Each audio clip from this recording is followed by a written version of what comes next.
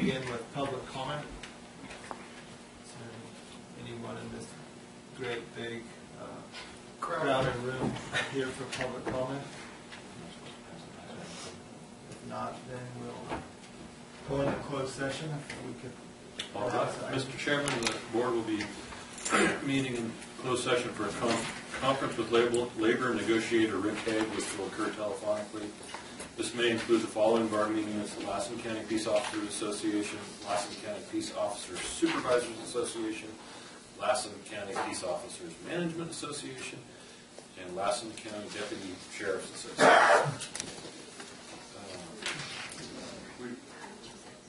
And at the same time, the board will convene as the In-Home Support Services Authority for discussion with labor negotiation, and then Rick Hague, and ultimately reconvene as the Board of Supervisors. Correct.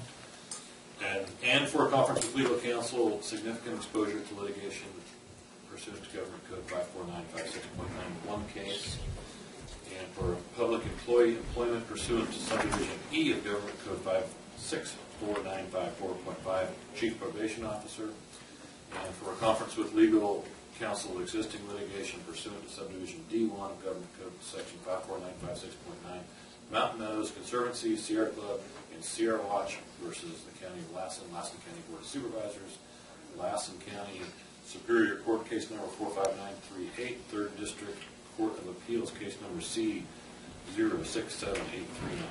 And for clarity, the section relied on for public employee employment is subdivision E of 54954.5, Chief Probation Officer. Yes, oh, sorry. No big deal. Sir, before we go into closed session, did you come for a public comment? Yeah. Well, there's another one at 9:30. Are you here for something to do? No, I didn't need to check out the agenda. I didn't realize it was until a second. No, we haven't went into it yet, but we have a public comment now before close, and then one at 9:30. I'll be back. Is this the agenda? Yes. Yeah. Thank you. Thank you. Okay, so with that, we're going to closed session. Very good. If you could please stand and to the flag of the United States of America and to the republic for which it stands, one nation, under God, indivisible, with liberty and justice for all. I'm going to read another one of Violet's prayers. Almighty God, hear us, thy servants. Help us to perform our duties in a respectable manner. Lead us in the path of truth and avert us from any evil doings. We beseech thee for wisdom and faith that we honorably serve thy people and our nation. In thy name we pray. Amen. Amen.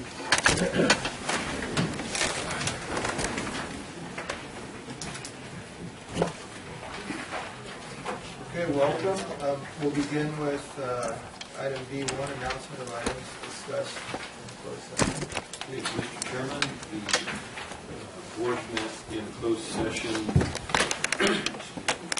for public employee employment pursuant to subdivision E of Government Code section 54954.5, Chief Probation Officer. The board unanimously voted to appoint Jennifer Brannon as the Chief Probation Officer. The board also established the salary range for that at range 33, step C, with Supervisors Hammond, Pyle, and Wassick voting affirmative, Supervisor Alba abstaining, and Supervisor Chapman voting no. The board also met for conference with labor negotiator regarding the Lassen County In-Home Supportive Services Public Third Authority, and there was no reportable action. The board deferred until later after the open session meeting. Closed session items for discussion, significant exposure to litigation pursuant to Government Code section 54956.91 case, and for a conference with legal counsel for existing litigation pursuant to subdivision D1 of Government Code section 54956.9, Mountain Meadows Conservancy, Sierra Club, and Sierra Watch versus the County of Lassen, Lassen County Board of Supervisors. Lassen County Superior Court, case number 45938, 3rd District Court of Appeals, case number C067839. Thank you. And if I may, Ms. Branning, why don't you stand and be recognized as Lassen County's most recent Chief Probation Officer?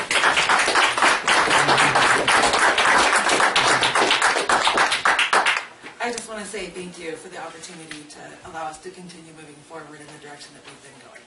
So I appreciate your guys' confidence. Thank you. I'm going to take public comment on this item. 33 step C in dollars. What is that? Cheryl, do you? I'll have to look at the schedule. Yes, approximate. Jennifer probably knows better than anybody. Probably 36. Yeah, Approximately. I don't have the salary schedule with me. I apologize for that. I believe it's between $36 and $40 an hour. Without looking at the schedule. $36 an hour, 36,000 a year. $36. Okay, I would suggest that, for the sake of the audience and the public, that maybe a dollar figure would be more appropriate than 36C.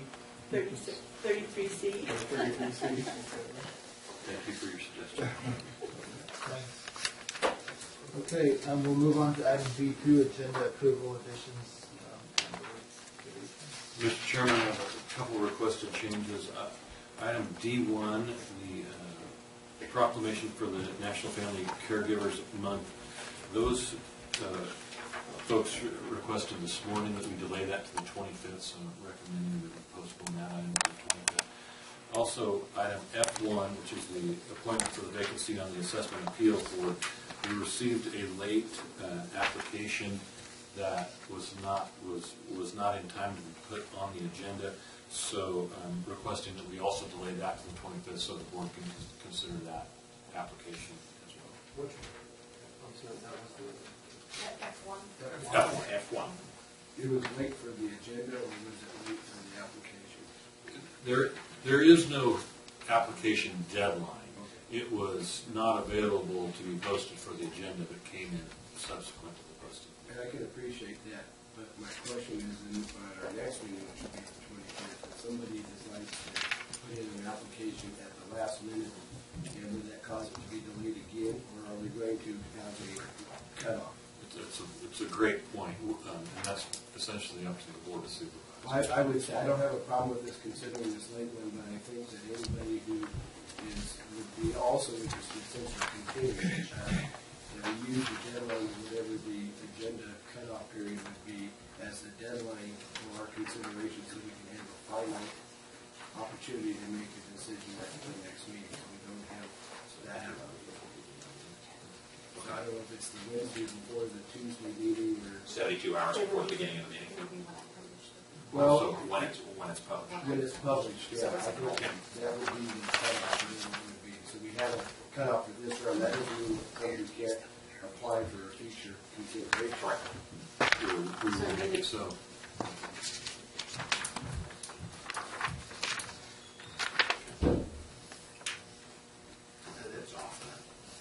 And I would also request that we adjourn the meeting today in memory of Roy Darnell. He was our ASR. He was the last remaining Pearl Harbor survivor. He passed away. And I also have a request for adjournment. I lost a good childhood friend last week, Sean McCon. I'd like to send this one to his SHAWN.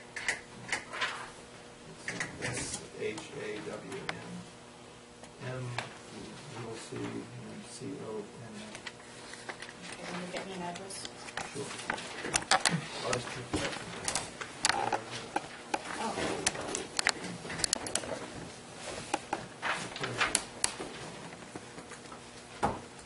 Alrighty, so looking for a motion now? Say aye. Aye. We'll move on to public comment. This is under this item, you can feel free to comment on anything you wish. If you're here for a specific agenda item, we'll have public comment. Before that, we take up that item. I have one speaker card from Jim Hodge, and then after Mr. Hodge goes, if anyone else would like to speak, just raise your hand. Mr. Hodge. I brought a letter with me today, and basically this is just some input. The marijuana topic is a hot topic these days, and a lot of people are not able to make the hearings because of the times, and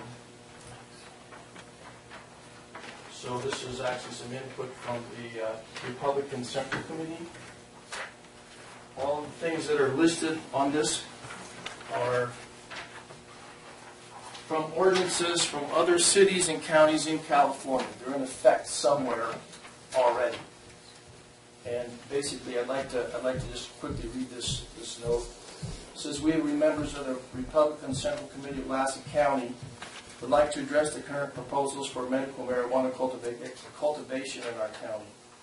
Across California, cities and counties are moving to establish zoning regulations for, I'm just going to call it MMC.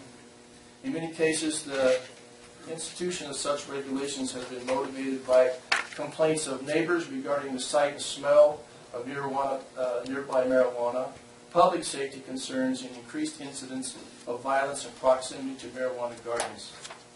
Many of these counties and cities have taken a strict approach, very strict I can tell you, to controlling the cultivation of medical marijuana in order to prevent abuses of the situation, that is, major grows for selling for unapproved non-medical use.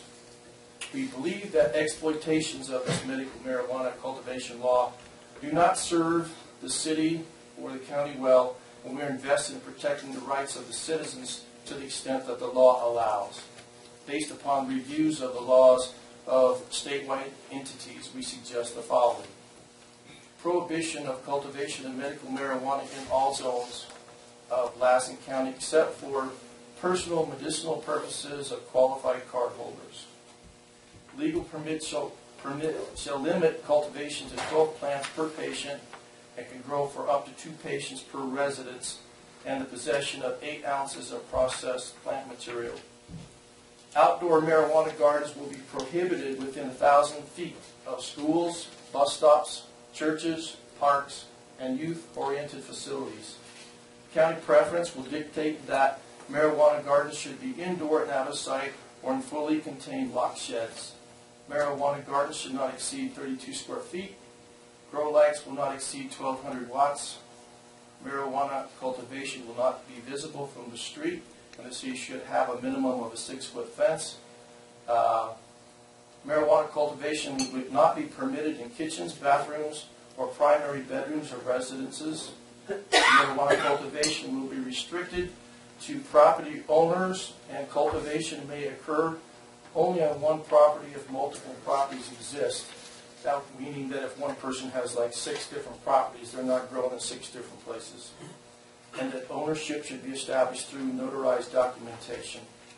A lot of people that have been renters and the owners of those residences are a lot of those houses are just destroyed and they don't know what's going on. So this is a way of helping to prevent that. Marijuana plants will not be permitted within 20 feet of a neighboring property, and growing more than 12 plants per patient will carry a fine of $1,000 per plant and or a misdemeanor violation and a possible 6-month jail term, in addition to nuisance abatement costs. While we wish to respect the rights of the medical marijuana cardholders, we also strongly believe that the rights of the citizens of the county, the vast majority of which do not grow marijuana, also be recognized and enforced. Further, if the rights of the majority are not protected, we can expect increased violence and crime-related costs, a decrease in property values, an influx of marijuana growers, and a loss of Lassen County's reputation as a safe and healthy place for citizens to live and to work. So again, this is just meant to be input. I know you have a lot of decisions to do, and there'll be a lot of other input. But these are things that are being done other places in California. There's lots of them that do not permit any growing within the city limits. I ran across a website that has just mega stuff regarding the other cities and what they're doing. So this is sort of cherry-picked from that information. The one other thing I wanted to ask about today was just the cost of the swimming pool is a significant amount, and I'm just curious why it hasn't yet showed up on the capital improvement plan drafts. Thank you for your time. Jim, do you have an extra copy of these? This? Do you have an extra? Yes. Thank you very much. Yep. I'll give Madam Clerk those back. Thank you. Thanks, Jim. Yep.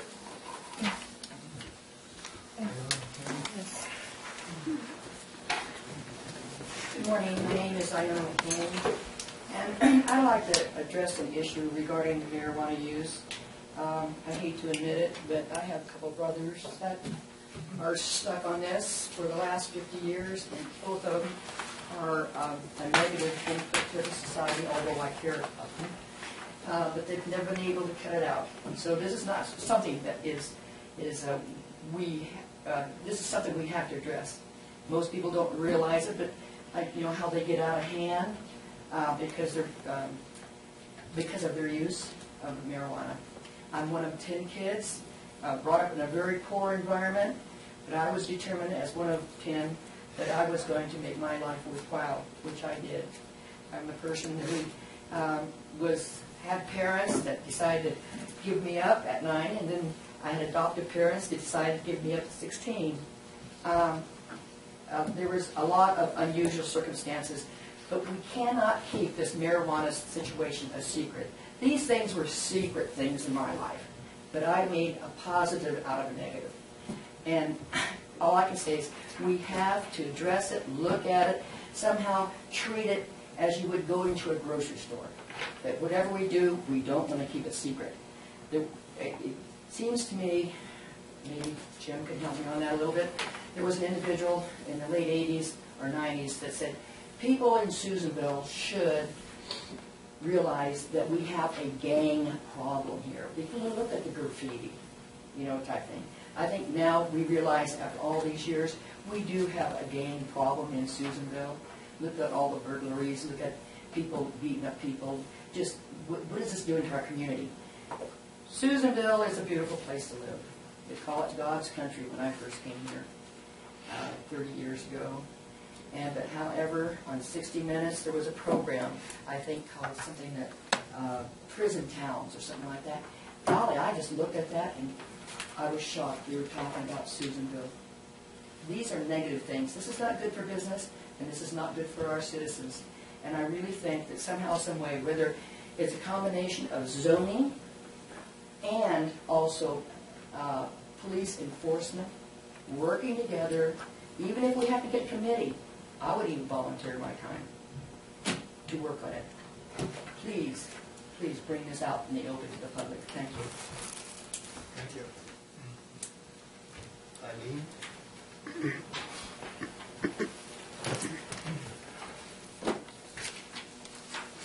not opinion on marijuana, but I do have an opinion, and we do have an opinion on another issue.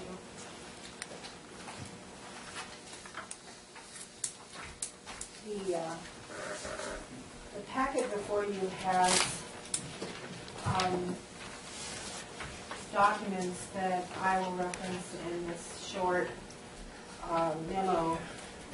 On July 23rd, 2013, this board approved a one-time not-to-exceed expenditure of $27,800 for new agenda minute software. There was no problem with the old agenda software that couldn't have been resolved with more training and commitment. It is unacceptable that the county clerk again has demonstrated no ability to learn this new software any more than she knew the old software. Minutes have backed up again as far back as April. Who ultimately pays for this incompetence? The public. It probably doesn't affect you guys. You don't, the public uses this website to keep up to date on what you're doing and what you plan to do. The county clerk purchased the Granicus software for $40,358.45 a year later without obtaining approval for the additional $12,558. It is unacceptable that the county clerk can bypass county rules so easily. You are the managers of the county's $120 million budget. You have control over the county clerk's budget, district attorney's budget, even the animal control budget, which I'd love to expand on right now, but I don't have the time and I don't want to waste your time on that, but it will come up again. You have control over all the departments' budgets in Lassen County. The receipt for the $40,000 is included in your packet.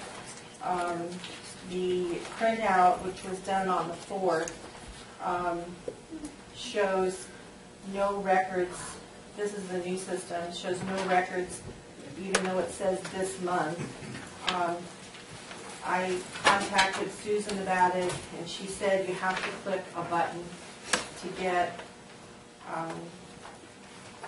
this year's, which is only 4 agendas. No minutes have been done. Below that, there's a printout of the old system highlighting the minutes that are not available and have not been presented to this board.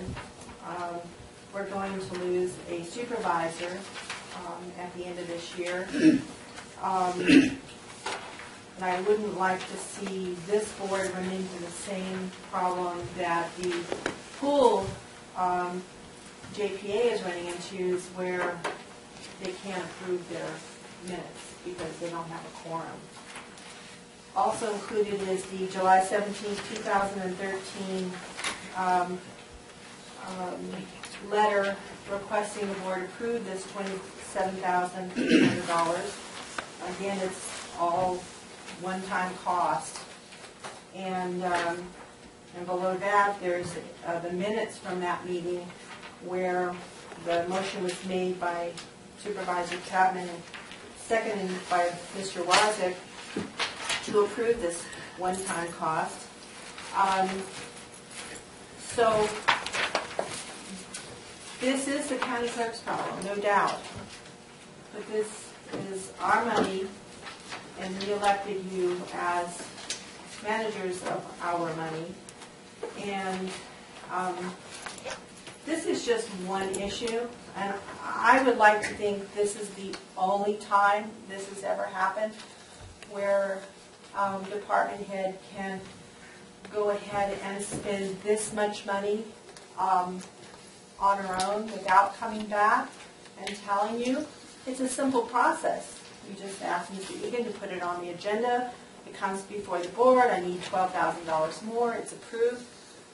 This process that she used is unacceptable. It really is. And I think you all will agree this is unacceptable, to come and spend that much money on a system that is going to be just as bad as the one you had before, only because she doesn't have the staff. This is all done by Granicus. There's another issue on your agenda today, which I'm going to stay for, about the network, the website, and you're going to approve the $6,000 a year for that. Again, I'd start asking maybe a little accountability for why this happened, and so it won't happen again, and it doesn't happen in any other department. I know one thing, $12,000 could be very well spent in animal control. I could spend that money in a heartbeat in animal control. Sheriff's Department would probably have liked to use that $12,000. That's a lot. It's not $20. It's not $12.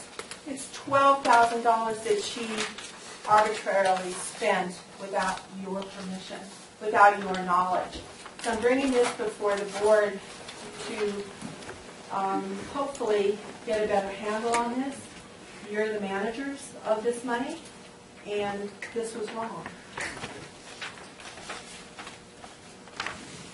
Thank you.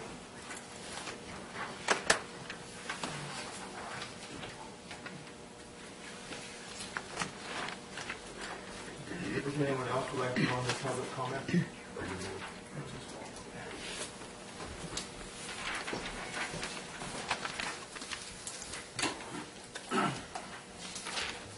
Good morning. My name is Thomas Watson. I'm also a resident of Lassen. These are normal, typical white papers there. I didn't have time to compose it and put it more together, so I had to do this orally. At the last, and this pertains to Ordinance 575.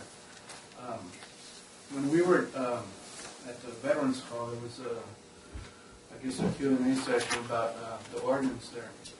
So at the top, there's a YouTube link called Suburban Junkies, and that's in Orange County. And their main problem down there is pills, Vicodin, and then selling them and getting heroin. And they're just automatically bypassing the whole marijuana thing. Sorry. So, you know, a lot of people say that marijuana is a gateway drug.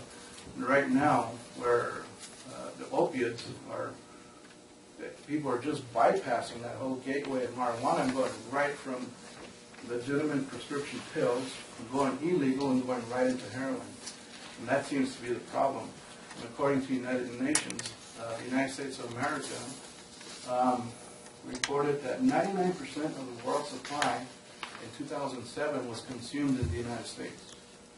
So, and those are facts that you can also find in the wiki.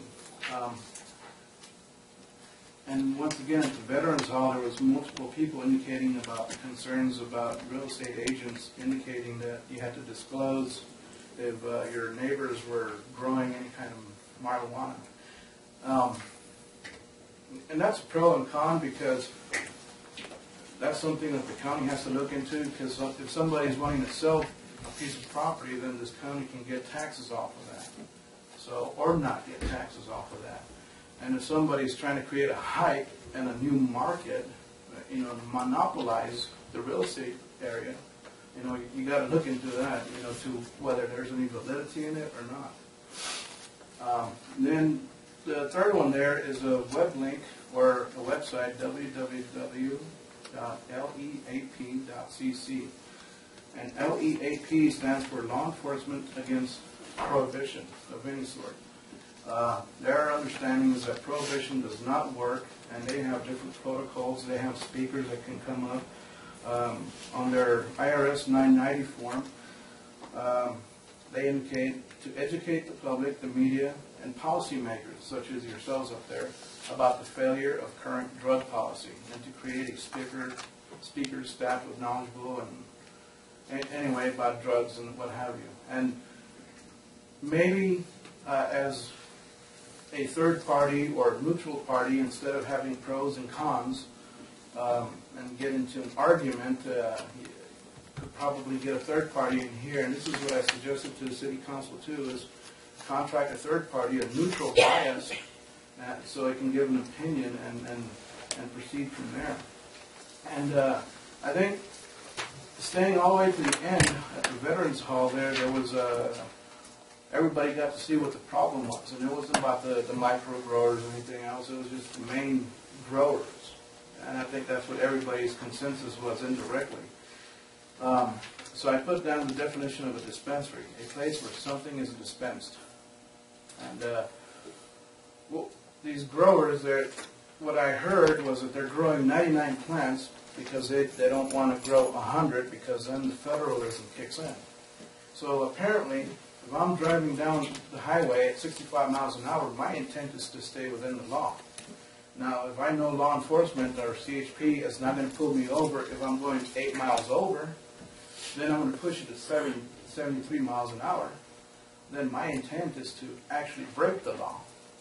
So if the federal government says, okay, we're not going to prosecute anything over 90 plants, or under 90 plants. So then they're going to grow 89. And then the government says, well, we're going to bring it down to 70, and they're going to grow 69. So these people are always going to want to push that limit all the time.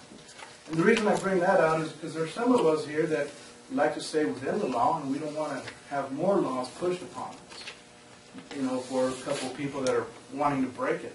I don't know if they're breaking it or not, but to me, a dispensary is a place where something is dispensed. And if people are growing 99 plants, I did the numbers, you would have to smoke almost 4 packs of cigarettes every hour for 16 hours a day of marijuana for the whole year. So evidently, these people that are... Is that a lie?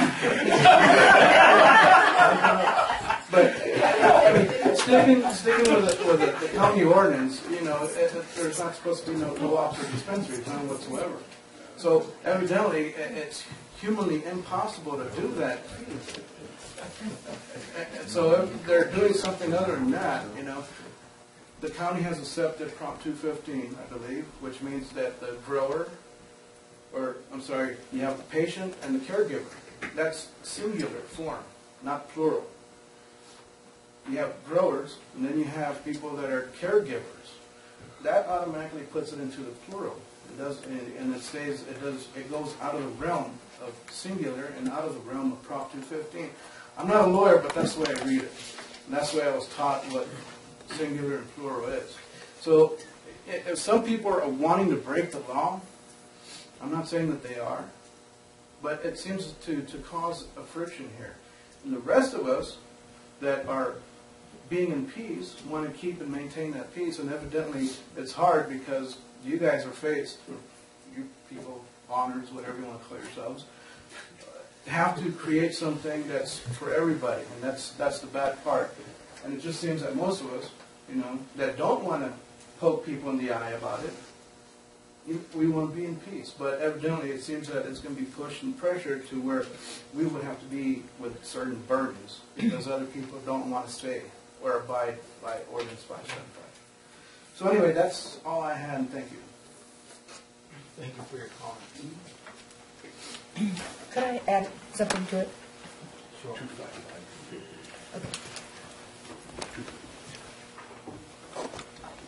Go ahead.